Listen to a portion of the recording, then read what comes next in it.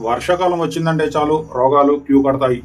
Viral ఫీవర్ల నుంచి ఇన్ఫెక్షన్ల వరకు ప్రతి ఒక్కటి మన సహనాన్ని పరీక్షిస్తాయి. వీటి బారిన పడకుండా ఉండాలంటే క్రమం తప్పకుండా కొన్ని జాగ్రత్తలు పాటించాలి. ముఖ్యంగా మీ పాదాలను చాలా జాగ్రత్తగా కాపాడుకోవాలి. ముఖ్యంగా బురద, వర్షపు నీటిలో నడవడం వల్ల పాదాలు ఫంగల్ ఇన్ఫెక్షన్లకు గురవుతాయి. అవి అంతటితో ఆగకుండా రకరకాల చర్మ వ్యాధులకు కారణాలవుతాయి. ప్రస్తుతం తెలుగు రాష్ట్రాల్లో వర్షాలు భారీగా కురుస్తున్న నేపథ్యంలో ఈ టిప్స్ పాటించి జాగ్రత్తగా ఉండండి. ఎందుకంటే ఈ మహమ్మారి కాలంలో హాస్పిటల్కు వెళ్లాలన్నా భయమే. పరిస్థితి ఎంతవరకు వెళ్ళకూడదంటే జాగ్రత్తగా ఉండడం ఒకటే మార్గం.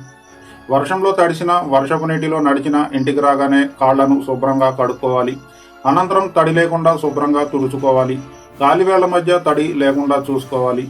వర్షాకాలంలో షూ ధరించకూడదు. ఎందుకంటే వర్షంలో తడిసినప్పుడు లేదా వర్షపు నీటిలో నడిచినప్పుడు షూ బాగా తడిసి పాదాలకు ఇన్ఫెక్షన్ సోకే అవకాశం ఉంటుంది. కాబట్టి షూకు బదులుగా తేలికపాటి స్లిప్పర్స్, శాండిల్స్ వేసుకోవాలి. రాత్రి నిద్రపోవడానికి ముందు పాదాలకు మాయిశ్చరైజర్ రాసుకోవాలి. మాయిశ్చరైజర్ అందుబాటులో లేకపోతే ఆలివ్ లేదా ఆల్మండ్ ఆయిల్ని రాసుకోవచ్చు. కానీ వేళ్ల మధ్య వీటిని రాయకూడదు. వర్షాకాలంలో పాదాలకు పగుళ్లు వచ్చే అవకాశాలు ఎక్కువ.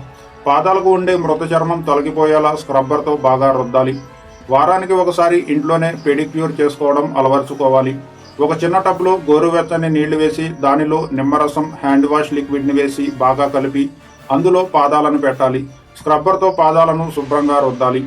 కాళ్ల గొర్రెలను శుభ్రం చేసుకోవడానికి హైడ్రోజన్ పెరాక్సైడ్ ఉపయోగించవచ్చు. పెడిక్యూర్ తరువాత పాదాలను తడి లేకుండా తుడిచి మాయిశ్చరైజర్ను అప్లై చేయాలి. మధుమేహం వ్యాధిగ్రస్తులు తమ పాదాల పట్ల మరింత శ్రద్ధ వహించాలి.